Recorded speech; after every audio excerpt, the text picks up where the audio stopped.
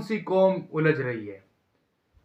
कौन है वो लोग जो फतवाबाजी कर रहे हैं? कौन है वो लोग जो कुरान मजीद की हुर्मत के लिए निकल रहे थे? कौन है वो लोग जो औरत पर डंडे बरसाने के लिए तैयार थे, उसको मारने के लिए तैयार थे? वो कौम जिनका अगर कोई मर जाए तो वो अपनी डेड बॉडी पर, मैयत मर्द की हो, औरत की हो, बच्चे की हो, तो कुरान मजीद, आयतल कुर्सी, आखिरी कुल और दरूद इब्राहिमी जिस पर लिखा होता है वही चादर अपनी मैयत के ऊपर डालते हैं। वहां पर ये गुस्ताखी के फतवे कहाँ जाते हैं?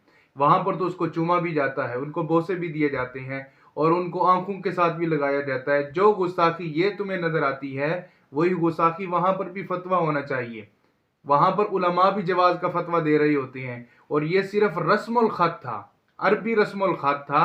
तो ये लिबास वैसे अरब ममालिक के अंदर बहुत आम है, लेकिन पाकिस्तान के अंदर पहली मर्तबा ऐसा हुआ तो लोग उलझ पड़े और उसको मारने के लिए तैयार हो गए। तो थोड़ा सा शऊर के साथ काम लिया जाए, पहले किसी मसले की अच्छी तरह से तहकीक की जाए, उसके बाद फतवाबाजी करनी चाहिए।